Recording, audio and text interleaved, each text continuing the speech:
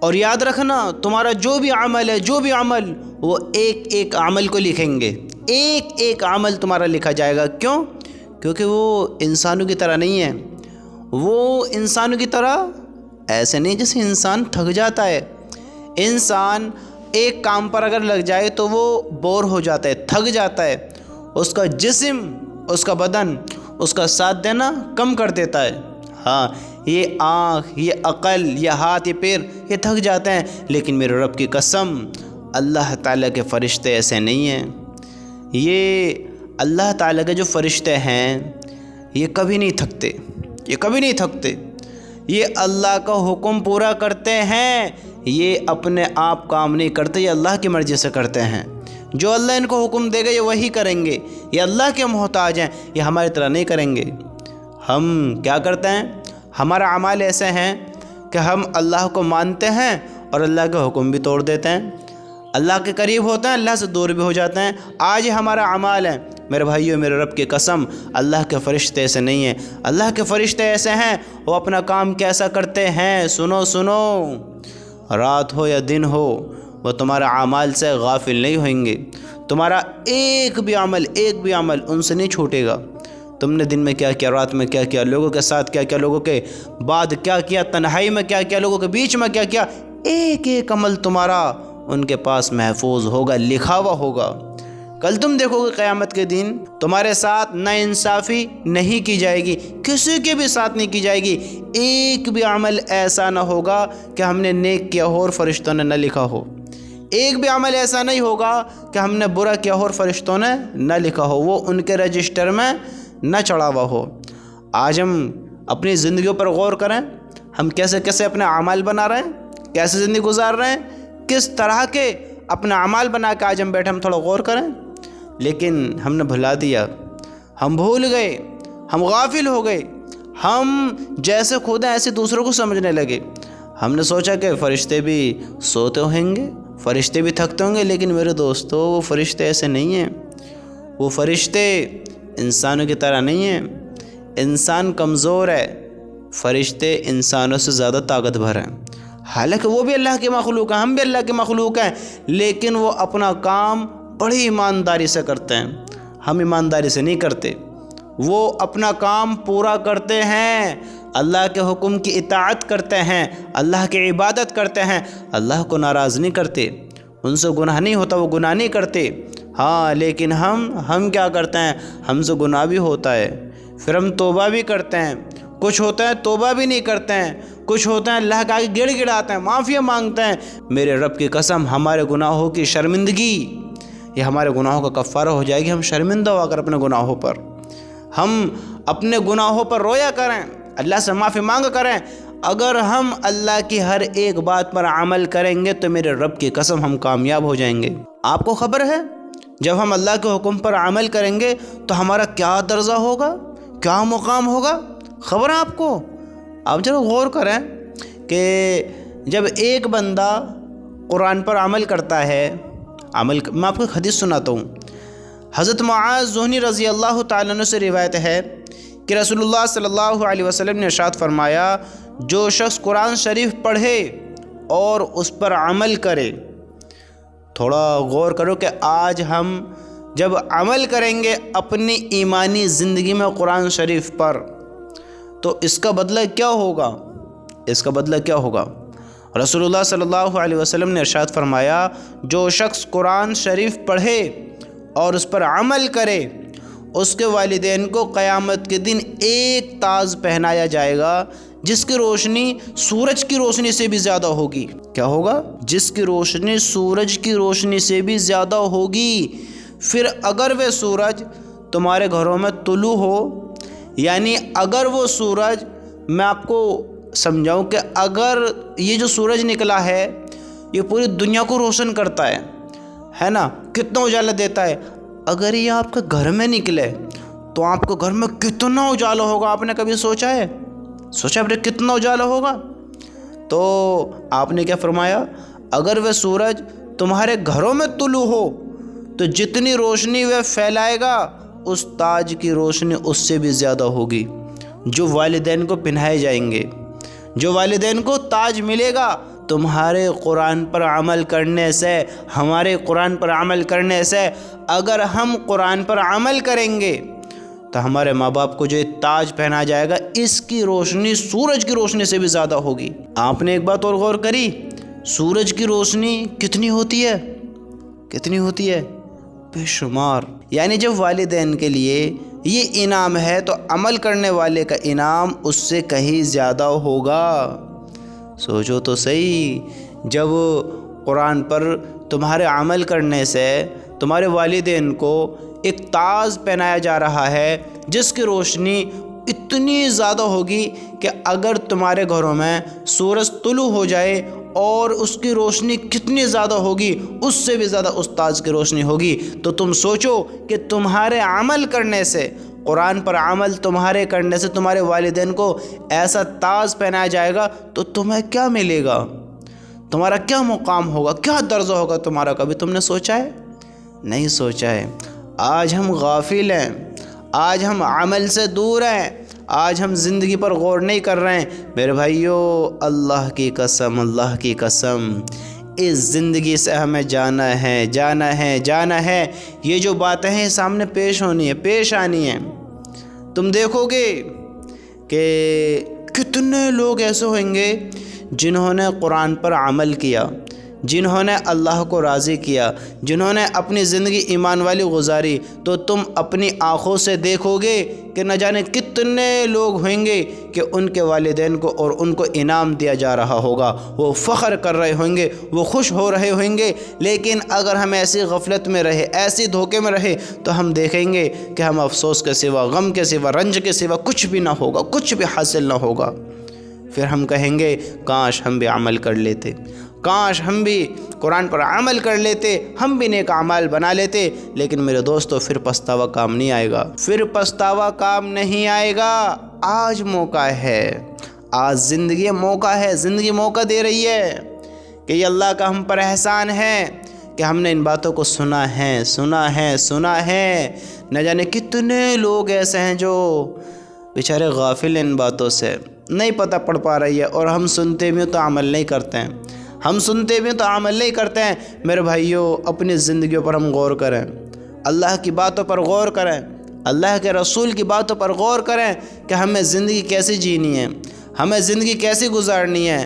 اللہ کی قسم، جس نے قرآن پر عمل کر لیا وہ دیکھے گا کہ اس کا مقام کیا ہے، کیا ہوگا اس کا مقام۔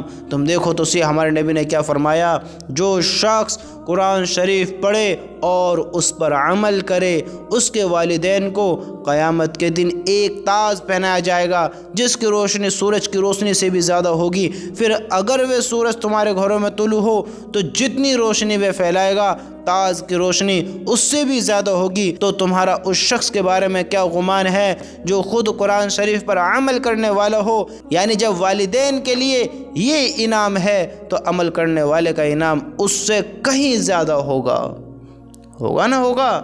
ہمارے نبی نے فرمایا، میرے بھائیو، ہم عمل کر لیں، یہی موقع ہے۔ یہ دنیا یہ جتنی بری ہے اتنی اچھی بھی ہے، جتنی بدترین ہے، جتنی بدترین ہے اتنی زیادہ اعلیٰ بھی ہے، افضل بھی ہے، بہتر بھی ہے، اچھی بھی ہے۔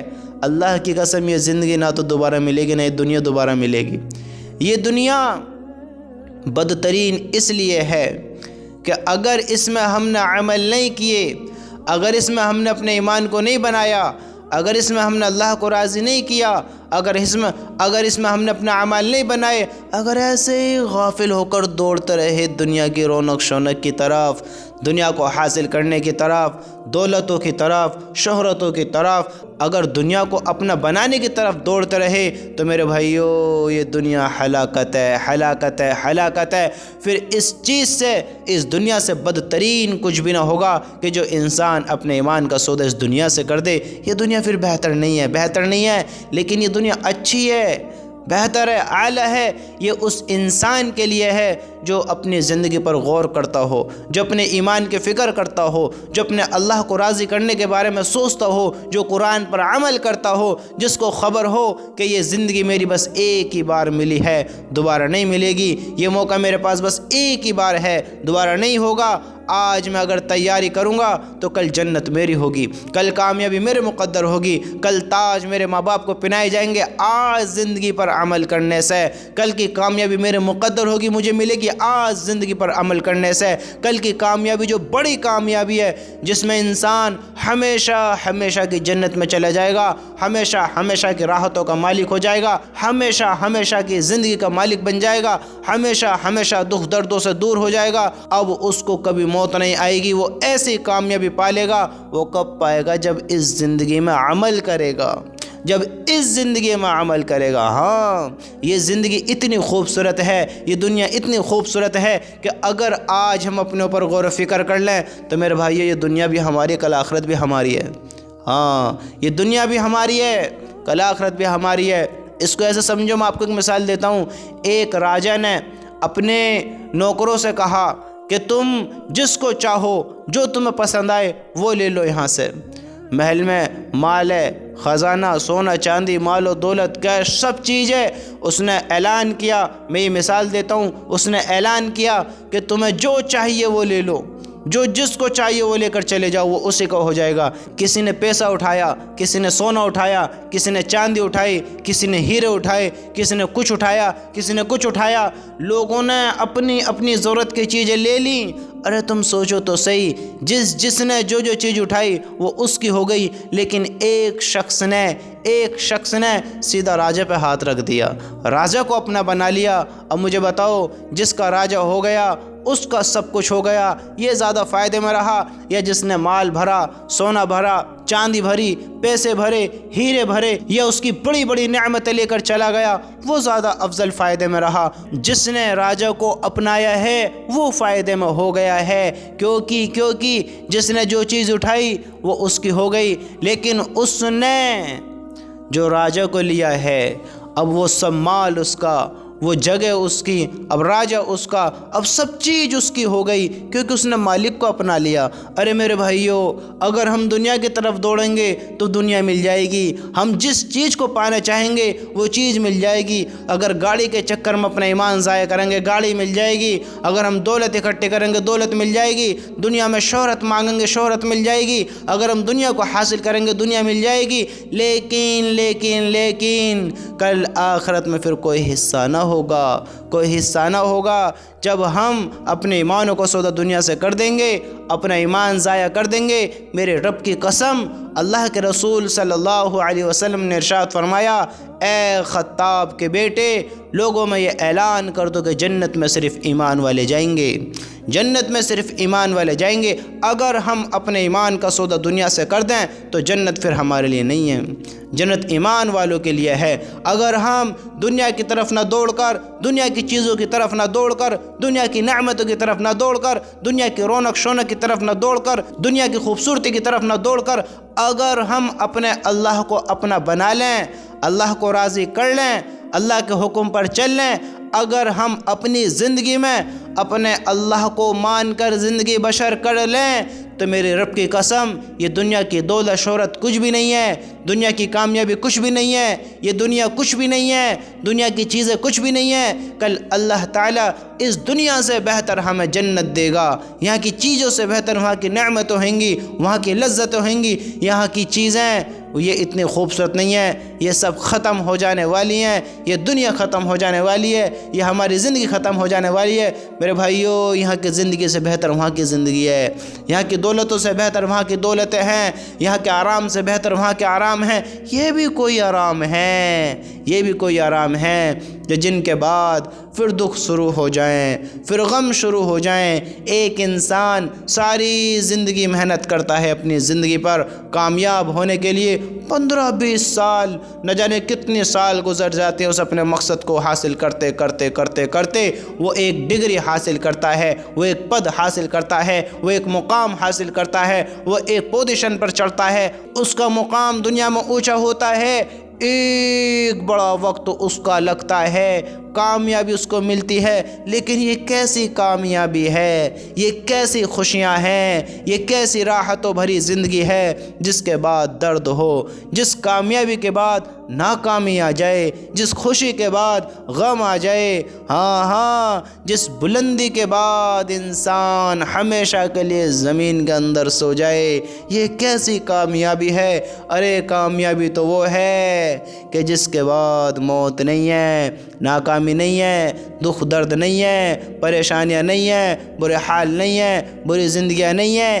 یہ دنیا ہے جس میں سب چیزیں ہیں، یہاں سب کچھ حاصل کر ایک دن چھوڑ دینا ہے، ساری دنیا سے جیت کر کتنے بھی طاقتور بن جاؤ، کتنے بھی عقل مند ہو جاؤ، کتنی مال و دولت کے مالک بن جاؤ، یہاں ساری دنیا سے جیت کر ایک دن موت سے ہار جانا ہے، ایک دن موت سے ہار جانا ہے۔ ارے میرے بھائیو، اللہ کو راضی کرو، اللہ کو راضی کرو۔ میرے رب کی قسم، ہم سب کی کامیابی اسی میں ہی ہے کہ ہم اپنے اللہ کو اپنا بنا لیں، اپنے اللہ کو راضی کر لیں۔ اگر اللہ راضی ہو گیا، ہاں تم دنیا کو راضی کرو، دنیا پہ محنت کرو، ساری دنیا اپنی بنا لو، تم یہ چیزیں حاصل نہیں کر سکتے جو یہ میں بتانے لگا ہوں، لیکن میرے رب کی قسم، اللہ کو اپنا بنا لیا، اللہ کو راضی کر لیا تو یہ ساری چیزیں تمہاری ہیں۔